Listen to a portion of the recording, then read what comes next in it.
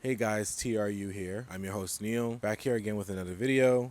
I've sincerely missed you guys and missed making these videos.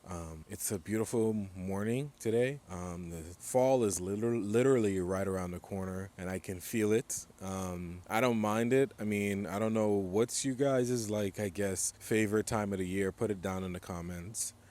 My favorite time of the year is wintertime, only because I can wear sweaters and all of that type of stuff. I really enjoy winter and just how it feels and how it looks outside. But it can also be a little, how do I say, depressing because, the sun won't shine as much. It might be a little bit more cloudy during those times. So make sure you're taking your vitamins. Make sure you're getting some positive sunlight when it's out. But yeah, I'm ready for winter, definitely. But let's get into the video. Today's video, we are talking about being content and what it means to be in a state of what does it mean to be content as a Christian in this world today. Being content isn't really something that we as a church or even as people really talk about.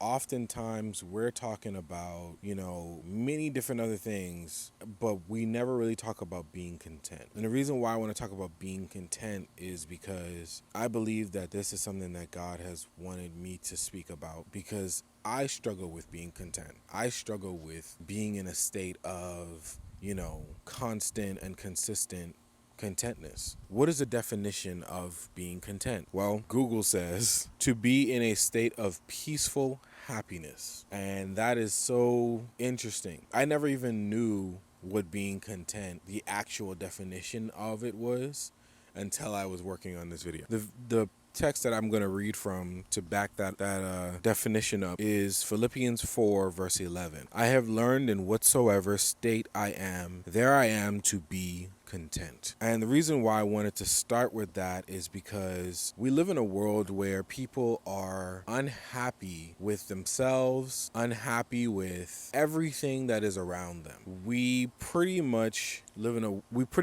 a world where it has no peace, no joy, no sort of, sincere happiness about people. I grew up in New York City, and growing up in New York, that there are people everywhere you turn, who are not the most friendliest people. And it's not just because it's New York or because it's in the city. It's just because sin has come into this world and people are not happy. People do not know what it means to be joyful or genuinely happy within whatever life they have. We live in a world that is more divided than it's ever even been. Everything's political. Everything is my trauma, your trauma, and at the end of the day, it gets so crazy sometimes where we're talking about trauma and talking about all the things that we're going through. It's almost like a competition. And I'm not saying like there aren't people who have genuine reasons for expressing their pain or expressing what they're going through. But when you sit back and you really look at what people are saying or what they consider trauma, a lot of times is it really trauma or is it just you? Is it just life? Is it just things that are happening in life? And if that was the only issue, maybe we would be in a place where we could find contentness in this world. One of the many issues that we face as a community or as people is just we live on social media. And social media is a feeding ground for comparing yourself to others. Our society is literally predicated off of the idea of chasing the bag and chasing this and chasing that, and I have to get the most money, or I have to get the prettiest girl or the prettiest guy, or I have to have the most beautiful relationship so I can post it on Instagram and TikTok, or all of these things that we do. And at the end of the day, really what we're doing is comparing our lives. Where these applications are really, in a sense, meant to be a way to share your life with one another. We don't look at it as sharing. We look at it as a competition. And it's the human sinful nature that we have in us to see something and then naturally compare ourselves to it. And that's why I think sometimes we need to take a step back from social media. Take a break sometimes. You don't have to be on Instagram all the time. You don't have to be on TikTok all the time. We are completely and utterly overly stimulated every single day. From the time that you wake up, your phone is in your hand, or you're on social media, or you're texting or whatever. At a certain point, you have to be able to give your mind and your soul a rest. And suicide is at its highest at this particular that it's ever been in our world's history. People are killing themselves in many different ways, not just taking pills or, doing all kinds of crazy stuff, but sometimes just by drinking or smoking. Vaping is a thing now. I mean, we are always trying to be stimulated so that we don't feel what it is we're going through in our lives. And the reality is that's not what God intended for us in this life. God never intended for us as Christians or as people to be constantly stimulated. God never wanted for us to be in a state where we're just constantly seeking pleasure from everything and everyone that we're around. I mean, we don't even just do it with social media, we do it with people too. People do it with their relationships. They make their relationships their God. How many times have we seen people who are completely and utterly miserable because they're not in a relationship? They are unhappy to be alive because they are not in a relationship, as if God doesn't have them in that state of singleness for a reason. I know plenty of people who rushed into relationships or rushed into things just out of a place of, this has to happen now. I have to be, at this level, at this point in my life, And that's just not what God intended for us to be constantly stimulated by people, things, or whatever's going on around us. And I'm not saying that, yes, we have a world that is obsessed with money and chasing more and achieving more. I'm not saying that it's a bad thing for us as Christians to want more.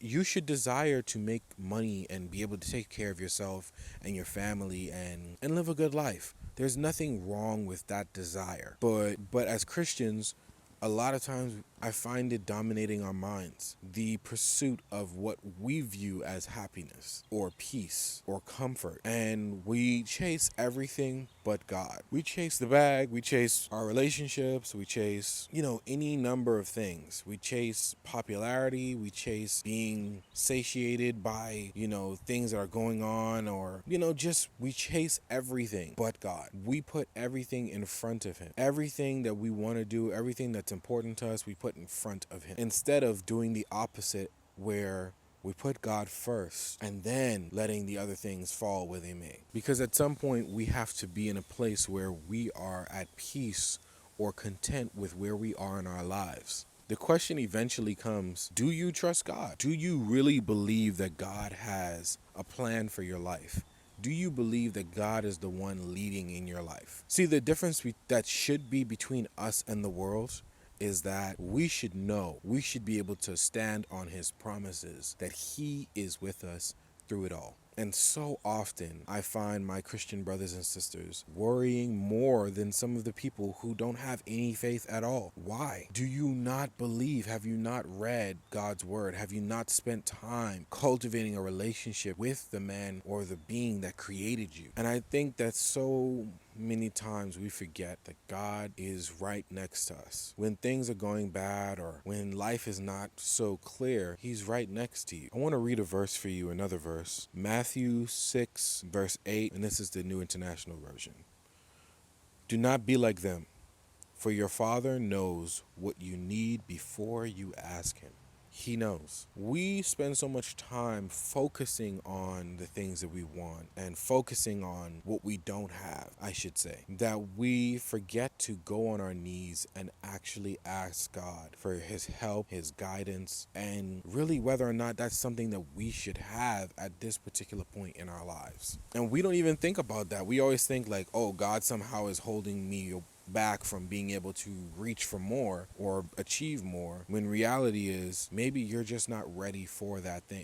At some point we have to come to a place where God is enough. He's enough to fill our cup. If I never get married, He's enough. If I never achieve this goal, God's enough. If I never have $1 million in the bank, God's enough. If I never have the life that I dreamed of, that I thought that I would have, not the one that God has planned for me, but the one that I had planned for myself. If I never get that car, if I never get that girl, or if I never get that guy. If your 10-year relationship falls apart, it shouldn't break us the way that it does. It should not break us the way that it does. God is enough. God is enough. And we worry and we worry and we worry and we worry about everything as if he does not know what we need. My last verse that I want to read for you, Matthew 6, chapter 6, verse 34. Therefore, do not worry about tomorrow, for tomorrow will worry about itself. Each day has enough trouble of its own.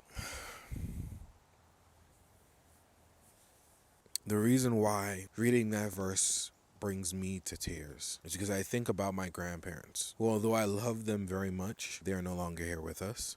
Although I love them very much, they were people who seemed to never be able to stop worrying, who were never in a state of contentness or being content with where God had placed them. And sometimes I find myself doing the same thing, saying the same things that they did. And don't get it twisted, they were very close to God, but it was just something that they struggled with. And I think it's something that we all struggle with, especially in this day and age. God is right next to you and I. Even though we don't deserve it, even though we may not be perfect, and even though life may not be perfect, if you are going with the plan that God has planned for you, it's not going to be a path that you can see clearly. The path is always going to be beyond your vision, beyond your comprehension. We want to understand things so bad. We want to know the next move so bad that we're not willing to allow God to take lead in our lives. At some point, you and I have to be content. We have to be content, because if we're not, then we'll always be chasing more, always be pursuing more. You'll never be satisfied by anything in this life. One of my favorite quotes, and anybody who, if you know, you know,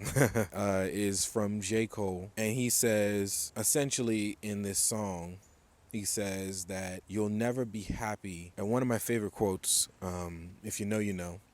If you know, you know. When I say it, you'll know exactly who I'm talking about. But one of my favorite musicians says in one of his songs, there's always going to be a prettier girl. There's always going to be a better car. There's always going to be a bigger house. But you'll never be happy until you love yours. And the reason why I love that quote so much is because it's the truth. We'll never find true happiness and true joy if we can't be happy with what we have now. How can God bless you with more? How can God put more on your table if the little that he's given you, you have not taken care of? How can you ask God to bless your relationship when you haven't done the bare minimum in your relationship to begin with? How can you ask that? Not that you shouldn't ask, but just be real with yourself. You ask for something. Be willing to do what God asked you to do before you asked for something else. We always want more. We always want to achieve more. We always want more. And sometimes reality is we're just not ready for more.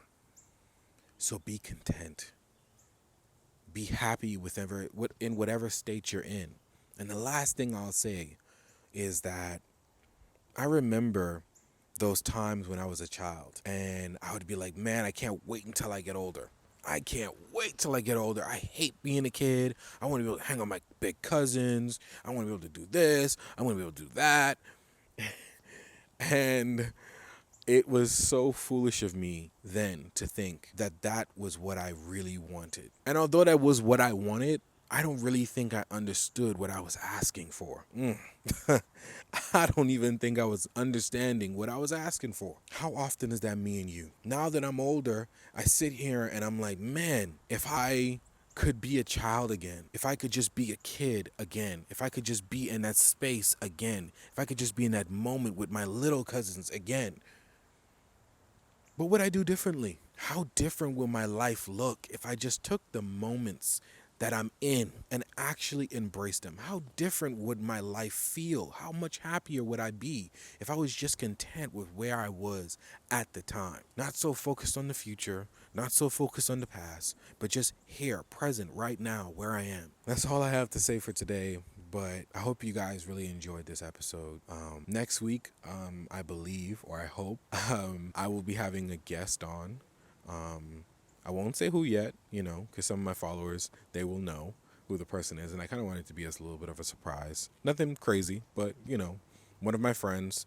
And you'll start to see more and more guests on this show as time goes along. I still haven't gotten enough equipment to do two people and sit down and talk.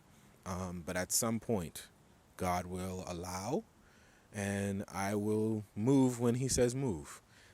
But I'm planning for it. I'm preparing for it. There is going to be a point where I know God will allow me to be able to have me and another person sitting down talking to you guys, me doing interviews or just what I'm doing right now. But just remember to stay content, my friends. Stay content. Be happy with where you are. See you guys in the next video.